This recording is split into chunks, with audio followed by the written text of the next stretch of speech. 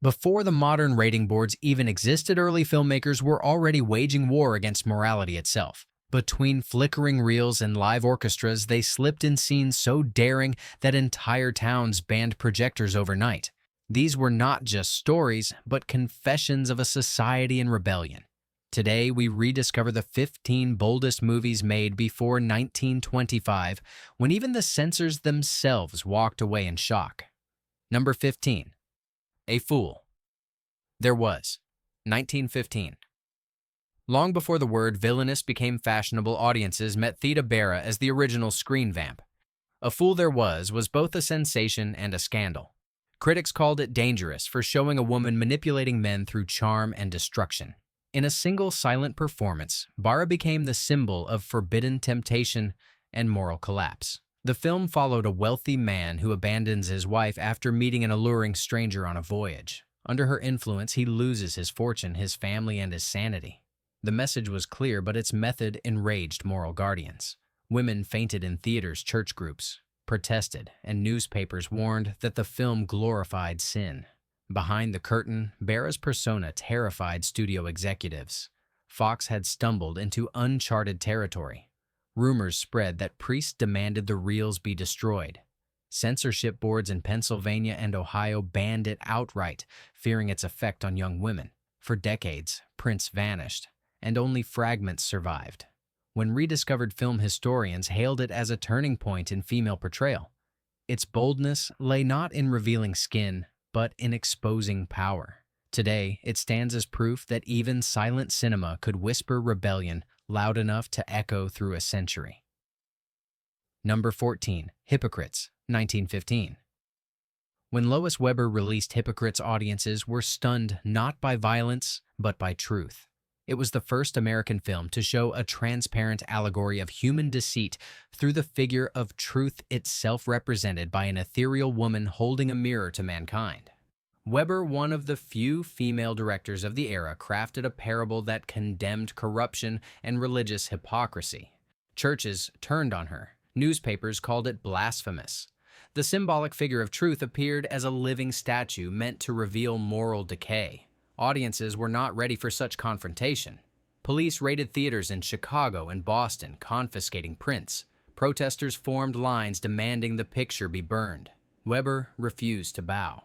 She claimed her film was spiritual, not scandalous, yet her career would forever carry the mark of defiance. In production, she fought distributors who demanded the removal of key scenes.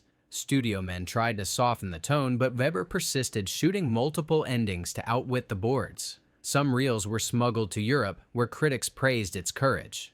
For years, the film was whispered about as a lost treasure of silent protest. Modern restorations reveal its haunting symbolism, a mirror not only to hypocrisy but to the silencing of female creators. Even a century later, Hypocrites still challenges audiences to ask who decides what is moral in art. Number 13. The Cheat, 1915.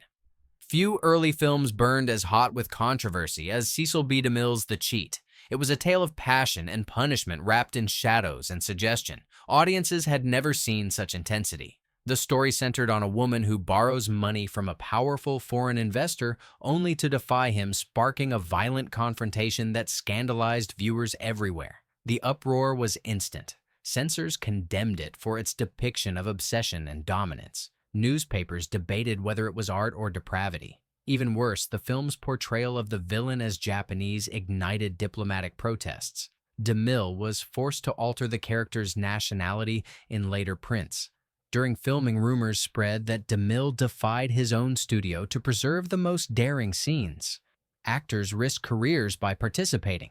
The director's insistence on realism and emotional violence became a signature that Hollywood would imitate for decades. When the film was reissued years later, audiences who had once condemned it now praised its psychological tension.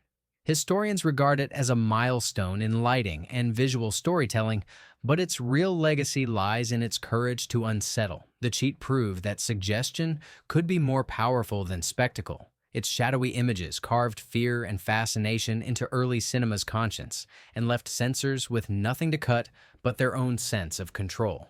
Number 12. Intolerance, 1916. D.W. Griffith created Intolerance not merely as a film but as an act of defiance. After being accused of prejudice for his previous picture, The Birth of a Nation, he answered critics with an epic message about compassion. Yet what began as an apology became a thunderous declaration of rebellion. Spanning 4 civilizations, Babylon, Judea, Renaissance France, and modern America, the film interwove their stories through a single theme: the cruelty of moral judgment. Audiences had never seen such ambition. Massive sets towered above the cameras. Thousands of extras filled the screen. Griffith spent a fortune only to watch the nation recoil in confusion. Censors were paralyzed. What could they cut from a film that condemned them all? Some cities shortened reels, others banned screenings for its violent biblical sequences. Religious leaders called it sacrilege. Theaters warned patrons that fainting had occurred during the Babylonian massacre scenes. Behind the scenes, chaos consumed production. Griffith financed it himself and risked bankruptcy. He refused to obey studio accountants and reshot entire sequences weeks before release. Crew members claimed he shouted that art was worth more than reputation. Although it failed financially, Intolerance later became a monument to creative audacity. Its intercutting inspired generations of directors from Eisenstein to Scorsese. Griffith's enemies called it madness. His followers called it prophecy. Today, its title stands as both warning and vindication that no storyteller escapes the reach of moral fear. Number 11. The Seashell and the Clergyman, 1928. Long before surrealism became an art house trend, Germaine Dulac crafted a film so visionary that it baffled even her collaborators.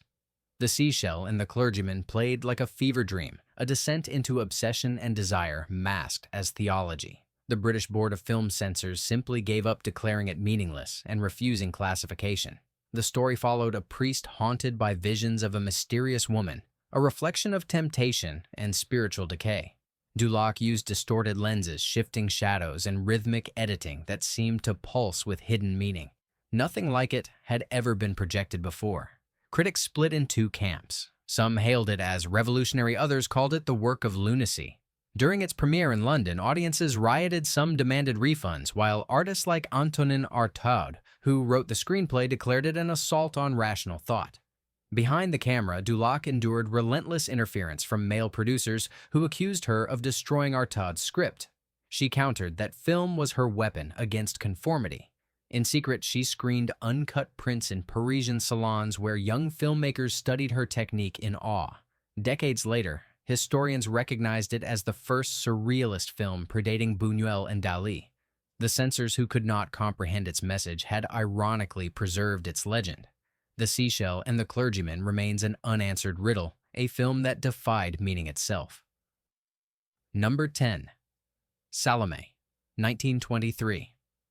A desert of mirrors, a dancer draped in spirals of silver, and one forbidden request that shook early Hollywood. Alla Nazimova's Salomé was unlike anything American screens had witnessed. It transformed Oscar Wilde's play into a dream of danger and desire, without a word spoken. Every frame burned with stylized intensity. Sets glimmered like nightmares inspired by Aubrey Beardsley's art. Nazimova herself produced and financed the film, determined to control every detail. When finished, studio heads panicked. They saw not a biblical parable, but what they feared was artistic blasphemy. Critics condemned it as decadent. Theaters refused to book it. Religious groups lobbied for bans. Censors objected to its ritualistic choreography and emotional ferocity, calling it unfit for moral audiences. In some states, screenings were halted mid-reel by police. Behind the spectacle, Nazimova's production became a battlefield. She hired a cast and crew from the avant-garde theater world, turning her mansion into a studio of rebellion. The budget soared, her reputation collapsed. Within months, her film career nearly ended. For decades, Salomé disappeared from circulation, dismissed as a folly. Then, rediscovery brought vindication. Film historians now call it the first true art film in America. Its defiance of narrative norms and gender expectations made it timeless. What once horrified censors now hypnotizes scholars, a testament that imagination always outlasts judgment. Number 9. Häxan, 1922. From Denmark came a film so unholy that even its distributors begged forgiveness. Benjamin Christensen's Häxan mixed documentary truth with infernal fantasy. It examined witchcraft across centuries, using images of torture rituals and superstition that burned themselves into audiences' nightmares. Censors in Europe and America recoiled. Sweden banned it. Norway cut reels. Germany released it under supervision, and the United States forbade it outright for what they called moral horror. Critics praised its artistry, but clergy groups declared it dangerous to the soul. The film blended academic lecture and demonic spectacle. Christensen dressed as the devil himself, stalking terrified peasants through medieval shadows. Scholars at the time could not decide whether it was history or heresy. Newspapers claimed fainting fits broke out in Copenhagen theaters. Behind the scenes, Christensen fought a crusade of his own. He mortgaged his home to finish the picture, then carried reels by train to smuggle uncut versions across borders. Cameramen built new lenses to capture dreamlike flickers of candlelight, while the director filmed real patients from mental asylums to compare superstition and psychology. For years, the film vanished, only to return in the 1960s when avant-garde circles hailed it as genius. Its fusion of scholarship and terror remains unmatched. Häxan did not just reveal fear, it dissected it, proving that truth itself can be the most terrifying spectacle. Number 8. The Outlaw and His Wife, 1918. From the windswept Icelandic wilderness came a story that broke every cinematic rule. Victor Sjöström's The Outlaw and His Wife told of two souls hunted not by men, but by morality. It dared to suggest that love could defy law and divine decree. Audiences of the time called it scandalous. The story of an escaped convict and a widow who follows him into exile unsettled conservative viewers. Religious boards feared it glorified sin and disobedience. Some theaters refused to show it, citing moral danger. Sjöström filmed in actual mountains, forcing cast and crew to survive snowstorms and isolation. Locals whispered that the film crew had gone mad. The director insisted that only real pain could mirror the struggle for freedom. When the movie premiered, critics gasped at its realism. Swedish censors attempted to cut scenes of intimacy and hardship, but the director's reputation as a national treasure shielded him. Still, the film was withdrawn from export for fear foreign audiences might see Sweden as a land of moral rebellion. Decades later, Ingmar Bergman called it a masterpiece of human spirit. The Outlaw and His Wife endured as a symbol of resistance against hypocrisy. Its beauty lay not in romance, but in its honesty about survival. Few silent films ever breathed with such defiance. Number 7. Erotikon, 1920. Years before Hollywood even dared whisper about relationships, Gustav Machadi's mentor Mauritz Stiller crafted a shockwave in Scandinavian cinema. Erotikon examined modern affection through the eyes of a woman torn between intellect and emotion. Its wit and honesty were too much for moralists who branded it corruption disguised as comedy. The film followed a married woman's awakening as she questions convention in an urban world obsessed with progress. Viewers laughed, but church groups protested. In Prague and Vienna, critics praised it as bold satire, while censors ordered entire sequences removed. Behind production, Stiller fought studio heads who demanded a safer script. He refused. His argument was simple: cinema should show life, not sermons. The humor masked a deeper rebellion against patriarchal rules. In some screenings, audiences applauded its honesty, in others they stormed out in outrage. Rumors spread that prints were smuggled across Europe under fake titles. Stiller's defiance inspired younger directors, including Ernst Lubitsch, who later carried similar wit to Hollywood. For decades, Erotikon remained elusive, surviving only in partial reels until restoration revealed its sophistication. It dared to treat emotion as science, not scandal, and society punished it for honesty. Its legacy now stands as the quiet laughter that once made even censors blush. Number 6. A Trip to the Moon, 1902. Georges Méliès was not just a magician, he was a revolutionary. When A Trip to the Moon appeared, it shattered everything the public believed cinema could be. With painted sets, explosions, and strange lunar creatures, Méliès turned scientific curiosity into cosmic rebellion. But the wonder it inspired came with outrage. Some critics condemned it for blasphemy, claiming it mocked divine creation. In its playful story, a group of scientists builds a rocket and lands on the moon battling lunar inhabitants, and returning with proof of their voyage. For a world still clinging to religious boundaries, it was unthinkable. Preachers called it pride against heaven. Schools banned screenings. In some towns, local councils forbade exhibition, calling it a dangerous influence on youth imagination. Behind the lens, Méliès poured his entire fortune into special effects, inventing double exposures, smoke bombs, and hand-painted color. Pirates in America stole his prints and sold them without credit, forcing him into financial ruin. His pioneering vision became both his glory and his downfall. Though forgotten for decades, his masterpiece resurfaced in the 20th century, restored frame by frame, revealing its vibrant imagination. Today, A Trip to the Moon is recognized as the birth of cinematic fantasy, but its earliest viewers saw it as rebellion against divine order. What was once condemned as heresy now glows as humanity's first dream beyond fear. Number 5. Pandora's Box, 1929. Louise Brooks embodied danger long before the word icon existed. In Pandora's Box, she played Lulu, a free-spirited woman whose vitality exposes the hypocrisy of society.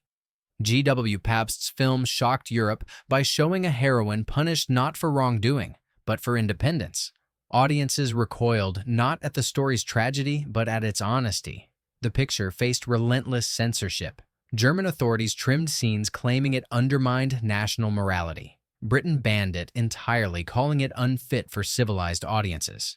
In America, it was re-edited and retitled to disguise its message. Critics, who had once adored Brooks, now condemned her as reckless. Behind production, Brooks clashed with Pabst, refusing theatrical exaggeration. Her subtle performance was revolutionary for silent cinema. She lived her character, refusing to feign remorse. Rumors spread that police were stationed outside screenings in Berlin to prevent riots. For decades, the film vanished, believed lost. When rediscovered in the 1950s, it transformed Brooks into a legend. Film historians hailed it as a masterpiece of psychological realism.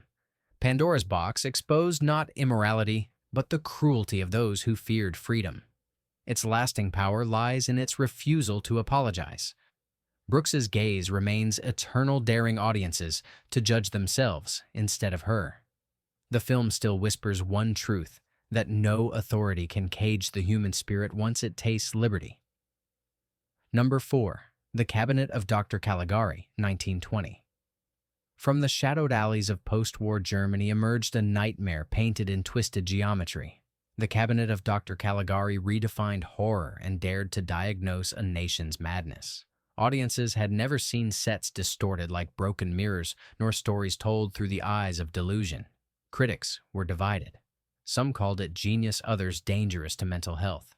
The film followed a hypnotist who uses a sleepwalker to commit crimes, a metaphor for blind obedience. German censors hesitated, fearing political interpretation. The war was fresh and the wounds deep. Some believed it criticized authoritarian control and suppressed it in military towns. Behind the screens, chaos reigned. Director Robert Wiene fought with producers who wanted a conventional ending. Writers Hans Janowitz and Karl Mayer insisted the original story condemned authority. The compromise added a framing sequence, turning rebellion into fantasy. Still, the subtext screamed louder than the edits. When exported abroad, it stunned audiences. In France, critics saw it as a warning against tyranny. In America, it was trimmed for fear of inciting unrest. Police reportedly monitored certain screenings for anarchist gatherings. Its legacy became immortal. Caligari birthed Expressionism and influenced every film of psychological terror thereafter. Its jagged walls became the architecture of unease. What censors feared as disorder was in truth the first mirror showing society its fractured mind. Number 3. Metropolis, 1927. When Fritz Lang unveiled Metropolis, he built a future so vast that it terrified governments. Towering machines enslaved humanity, while a messiah figure rose from the underworld. It was science fiction with the weight of prophecy. German censors panicked, fearing it mirrored their fragile democracy. Some officials warned it might ignite rebellion among workers still reeling from war and inflation.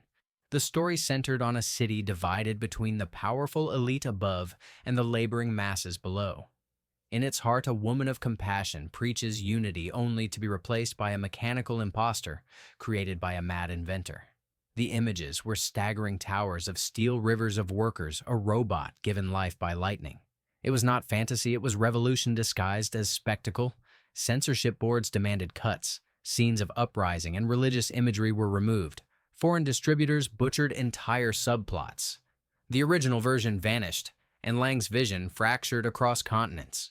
Behind the production, Lang drove his crew mercilessly. Extras collapsed under heat lamps. Actress Brigitte Helm nearly suffocated in her robot costume. The budget spiraled out of control, making it one of the most expensive films ever produced. Decades later, lost reels surfaced in South America, restoring the film's full meaning. Today, Metropolis stands as a cathedral of cinema, a monument to artistic defiance. It warned of class oppression long before reality caught up. Its message endures that machines can be controlled, but conscience cannot. Number 2. Battleship Potemkin, 1925. Sergei Eisenstein's masterpiece detonated like a cultural bomb. Commissioned as propaganda, it became something greater, a hymn to revolt. The film reenacted the mutiny of sailors against brutal officers on the Russian battleship Potemkin. Its rhythm and editing created shockwaves through world cinema. Audiences fainted, others cheered, revolutions were rumored to start in its wake. Governments responded with panic. Britain banned it for fear it would inspire labor strikes. France delayed its release for nearly 30 years. The United States allowed limited screenings only under supervision. Even in the Soviet Union, censors trimmed portions, fearing it glorified spontaneous rebellion rather than party discipline. The Odessa Steppe sequence depicting soldiers firing on civilians became the most dissected montage in history. Critics hailed it as visual poetry, while politicians called it subversion. Behind production, Eisenstein worked with real sailors and civilians filming in harsh conditions. He invented new editing techniques to manipulate emotion itself. His insistence on realism cost time and resources, but created immortality. For decades, Battleship Potemkin was shown in secret screenings across Europe, banned yet unstoppable. Each revival renewed its power. The film proved that images could revolt even when words were forbidden. It remains a silent cry for justice, echoing through every generation that dares to question authority. Number 1. The Passion of Joan of Arc, 1928. When Carl Theodor Dreyer filmed The Passion of Joan of Arc, he created not cinema, but spiritual warfare. Using stark close-ups and merciless lighting, he turned actress Renée Falconetti's face into the battlefield between faith and fear. The result was so powerful that audiences wept and fainted, but authorities were horrified. Censors in France condemned it for defying history and showing the clergy as cruel. Religious councils called it treason against faith. Several nations banned it outright. A fire destroyed the original negative shortly after release, leading many to whisper of divine punishment. Dreyer was accused of blasphemy. The film's dialogue consisted of real trial transcripts, yet critics said it revealed too much humanity. Without embellishment, Dreyer showed the anguish of belief under persecution. Falconetti's performance so intense, she never acted again. Some crew members claimed the director forced her into genuine tears by demanding endless takes under searing lights. When rediscovered decades later in a mental asylum's archive, the film returned like a relic. Scholars hailed it as the greatest silent performance ever captured. Its raw emotion redefined sacred cinema. The Passion of Joan of Arc endures as a challenge to every system that mistakes cruelty for order. It silenced even its censors, proving that faith and art both live through fire. Before ratings, warnings, and guidelines, there were dreamers who risked everything to show truth on flickering screens. Their courage built the foundation of modern art and rebellion. Which of these forgotten masterpieces shocked you the most? Let us know below, and join us for more journeys into cinema's forbidden past. Like, share, and subscribe to keep the real alive.